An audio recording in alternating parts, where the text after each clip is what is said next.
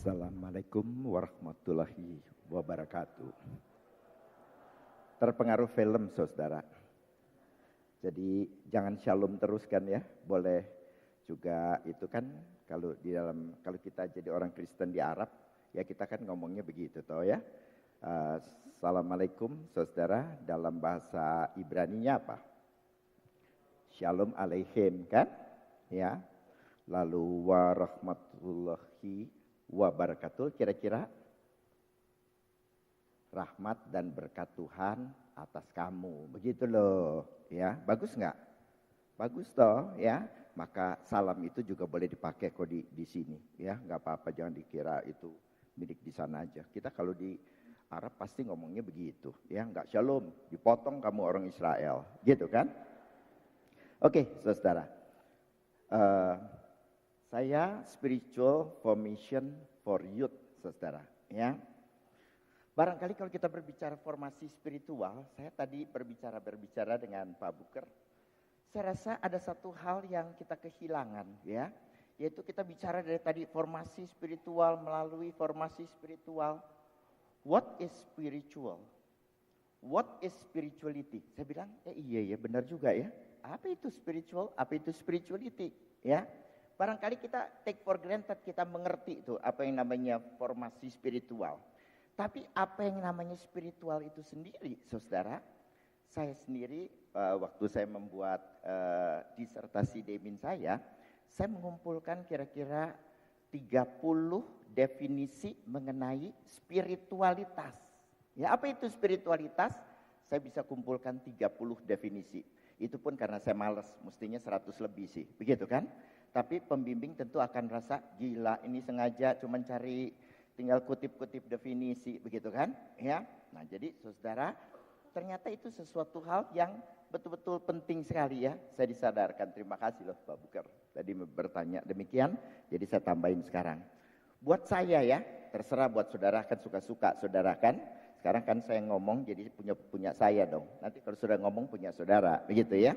Apa itu formasi spiritual? Spiritualitas itu, saudara, buat saya ya, yang namanya spiritual atau spiritualitas. Spiritual, saudara, saya pengen melihat secara sangat sederhana sekali. What is spiritual up?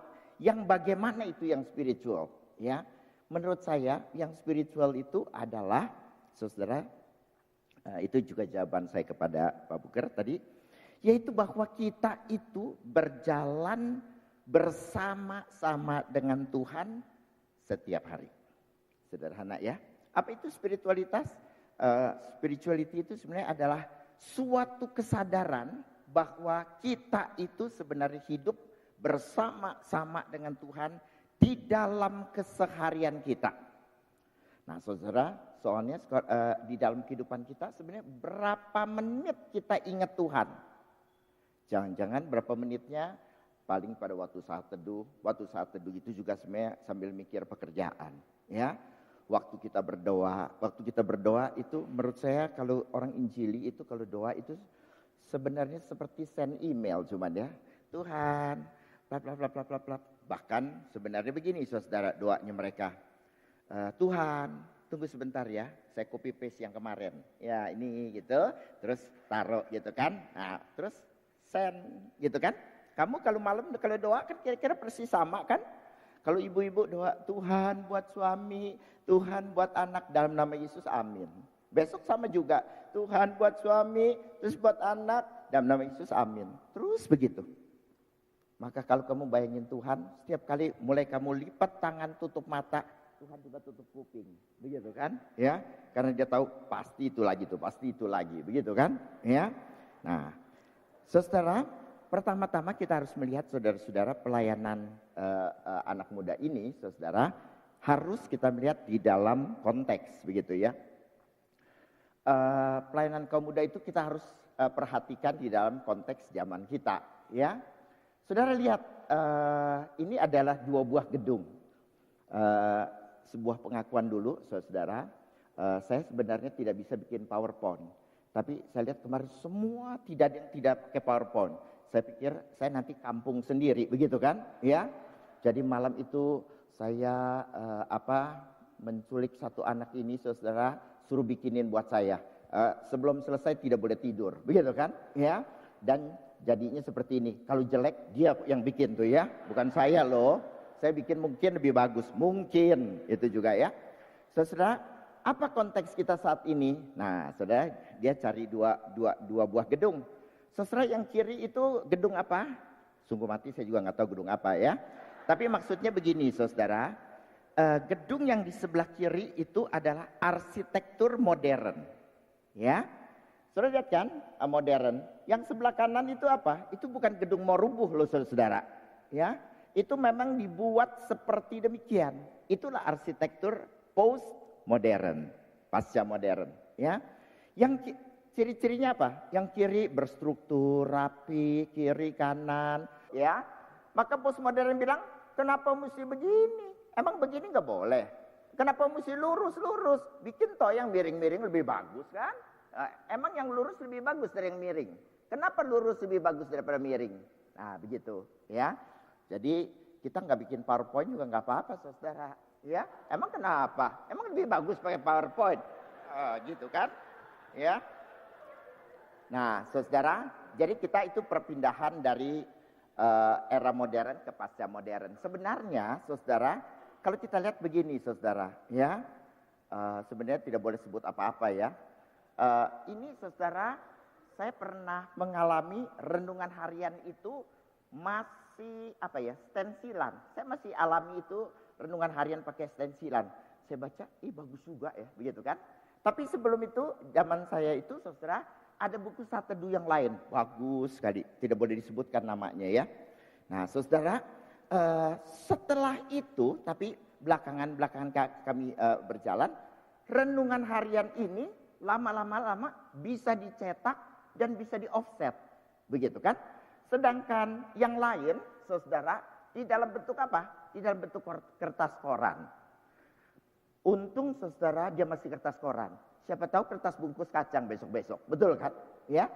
Tapi penggunaannya sekarang ini berapa? 100.000 tuh ya. Kemarin diumumkan ya. Renungan harian itu bisa omset ya, oplah ya. Oplah itu bisa 100.000. Sedangkan ini 3.000 mungkin sudah tidak laku. Karena apa? Karena pendekatan modern. Satu bagian, ini adalah begini, ini begini, ini penulisnya ini begini. Selesai saat teduh, orangnya pusing. Begitu kan? Tapi habis renungan harian, bisa senyum-senyum, bisa nangis, bisa autis, begitu kan? Ya. Nah, jadi maka yang laku yang mana saudara? Yang laku ya renungan harian. Karena apa? Pendekatannya sesuai kok dengan zaman kita, begitu. Ya. Nah, demikian juga halnya saudara tentu dengan pelayanan kaum muda, ya. Maka kita dalam hal ini saudara, saya mengemukakan 4 model pelayanan dalam kaum muda, ya. Model-model ini saudara bukan pilih ya, pilih 1 atau 2 atau 3 atau 4. Mau mana? Mau 1, mau 2. Jangan 1, 2, 3, 4, 3, 2, 1. Begitu kan? Ya. Tapi bukan begitu maksud saya. Tapi kita boleh saja sebenarnya menggabungkan model-model itu suka-suka saudara. Namanya juga saudara yang membimbing. Kenapa sih yang lain mesti ribut melulu? Gitu kan ya. Lu bimbing aja sendiri pakai model lu. Gitu kan? Ya. Nah saudara ini 4 model ya. Friendship model, discipleship model, liturgical, salah tulis, bukan invitation, initiation. Itu dia yang salah saudara, bukan saya ya. The spiritual awareness model. Yang pertama saudara adalah the friendship model. Ada untungnya juga saudara jadi pembicara terakhir, ada ruginya. Soalnya mukanya aja semua tampangnya udah bosan begitu kan? Itu ruginya. Tapi enaknya begini saudara, friendship model. Kemarin sudah dengar kan spiritual friendship sama Pak Paul? Dengar nggak Pak tidur? Nah, jadi baca lagi catatan yang itu, kita lewat.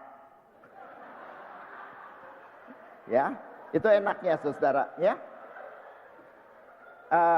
Tapi friendship ini saya sedikit tekankan saja ya saudara. Mari kita sebagai pembimbing daripada kaum muda saudara ya, kita mendekati mereka sebagai seorang dewasa. Kita tidak usah terlalu kekanak-kanakan untuk mendekati mereka, berlaku seperti mereka, begitu ya. Nah, saudara, saya pernah mengikuti, mencoba menjadi teman. Ini anak-anak masih SMP, SMA ya. Lalu mereka kemana? Time zone sudah tahu ya. Itu mainan buat anak-anak ya. Jadi mereka main.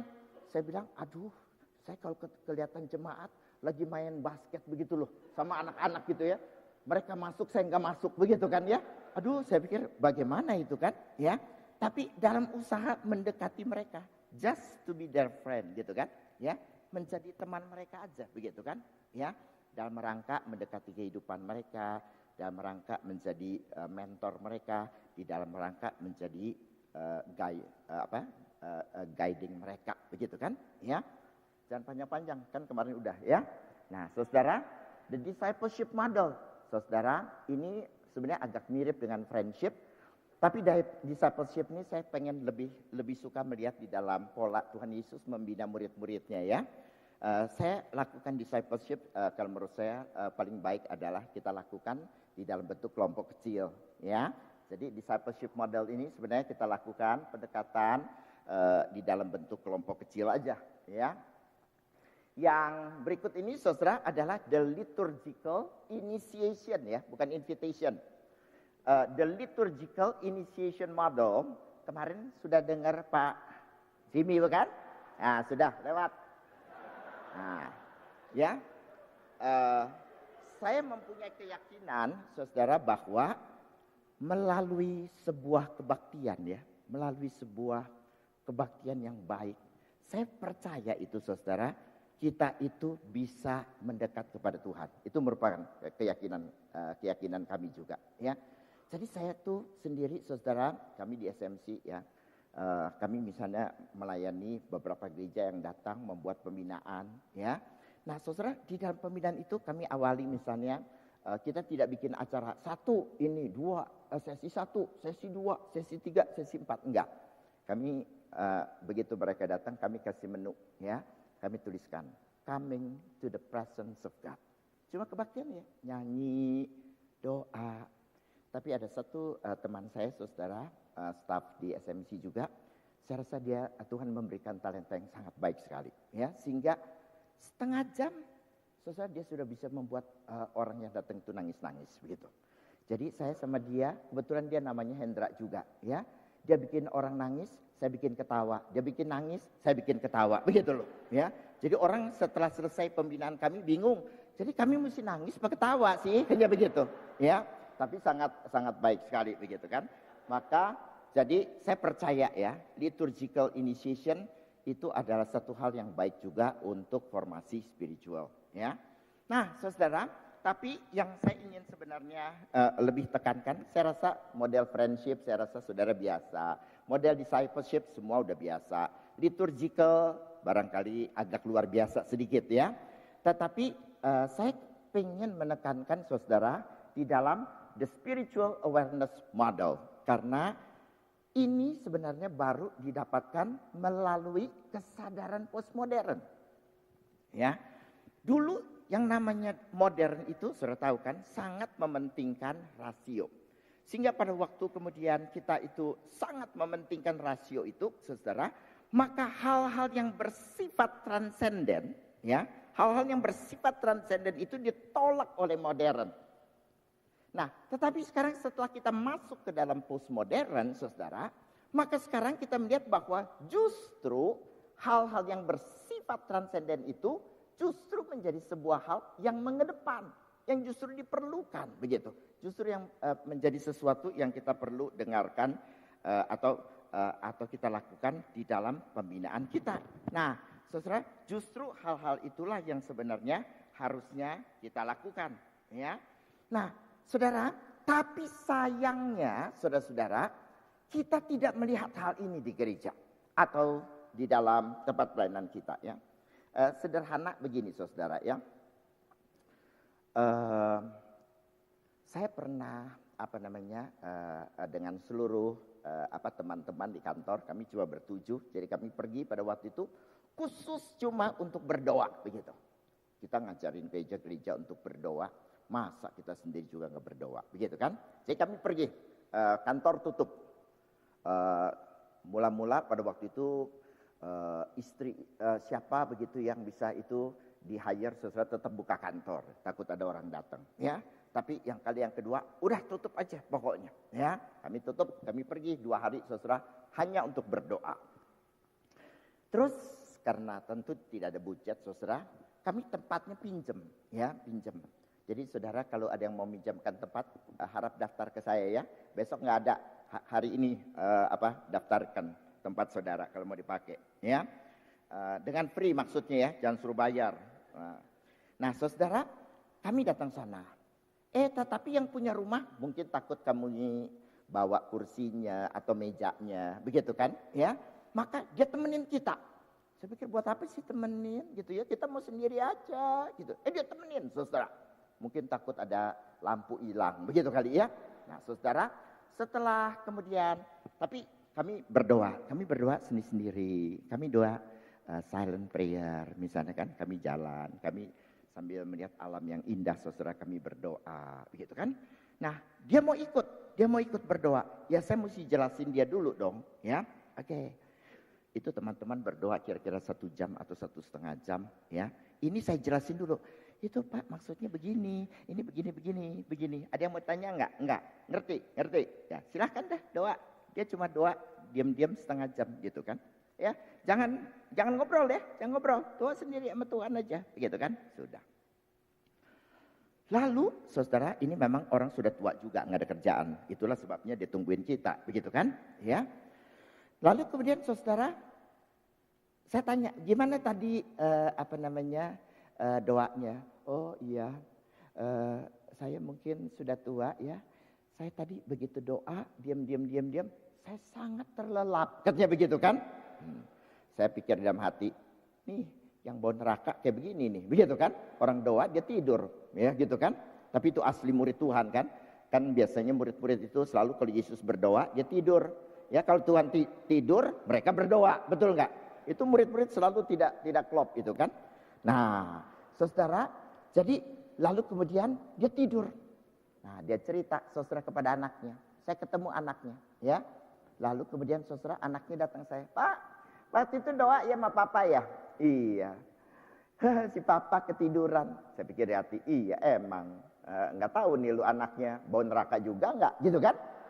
Terus dia bilang begini, dia sedang habis rapat dari jam 8 sampai jam 1, 5 jam, ya dia rapat. Dia ngomongnya sama saya begini, masa doa 1 jam, doa 5 menit aja, dia begitu kan? Nah itu tipikal orang Injili, rapat 5 jam, doa 5 menit aja, maka mukanya kamu persis meja rapat. Nggak mirip Kristus, begitu kan?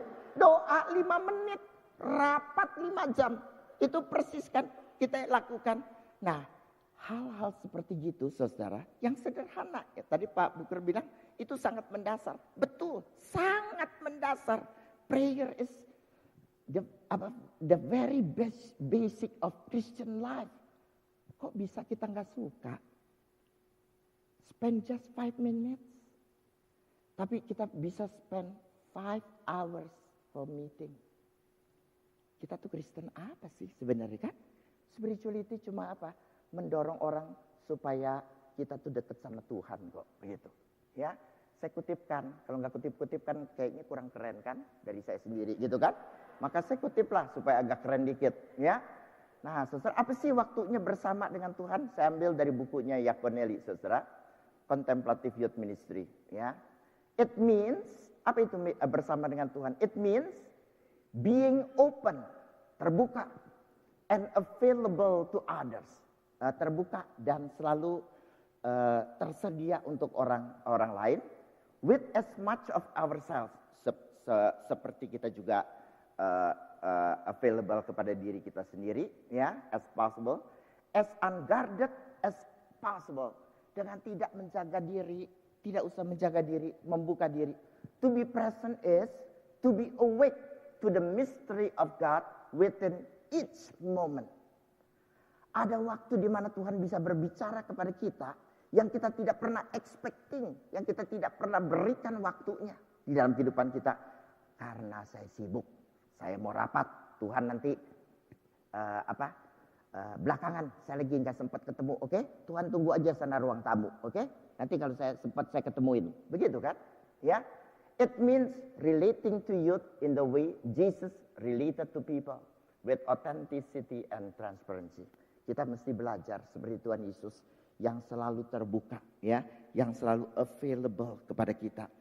Anytime, setiap waktu kita mau datang, setiap kita mau datang kepada Tuhan, saudara, kita itu sebenarnya saudara bisa datang kepada Tuhan, bukan? Nah, saudara, kenapa yang Bandung, bukan yang Jakarta? Jadi begini, saudara, ya, kami punya keyakinan begini. Anak muda itu, saudara, ya, bukan suka pizza. Anak muda itu sebenarnya suka prayer. Tapi kita gereja supaya rame, supaya omset kedatangan dari anak muda banyak, maka kita sediain mereka pizza, ya, supaya entertaining mereka. Tapi saya punya keyakinan, saudara, anak muda sekarang rindu akan kedekatan dengan Tuhan. Rindu mereka bisa bersama-sama dengan, mereka mencari hal itu. Mereka they are search for that. Mereka haus akan itu. Mereka ingin hal itu. Dan saudara, dari keyakinan itulah kami mengadakan still, saudara, doa semalam suntuk. Ini kami buat, saudara, di Bandung, ya, dengan 300 anak, saudara, anak muda berdoa dari jam 9 malam sampai jam 6 pagi. Loh, kok Bandung semua ya?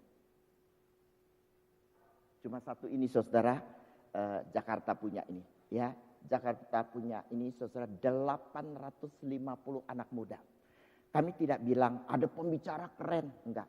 Mereka baru tahu, oh nanti pembicara itu siapa? Itu, saudara, setelah mereka datang, begitu. Ya, jadi mereka datang bukan karena pembicara, karena acara, karena biara, begitu kan? Atau muara, atau piara, apalah rak-rak semua, begitu kan? Ya. Mereka semata datang cuma apa? Mau berdoa kepada Tuhan. Just that. Cuma untuk berdoa. 850 orang, saudara, datang hanya untuk berdoa. Apakah kita tidak lihat kehausan akan Tuhan bagi anak muda? Apakah kita cepat hanya mau membuat entertainment buat anak muda? Supaya banyak. Supaya mereka senang, supaya mereka ke gereja. Ataukah kita betul-betul bisa memberikan mereka Yesus.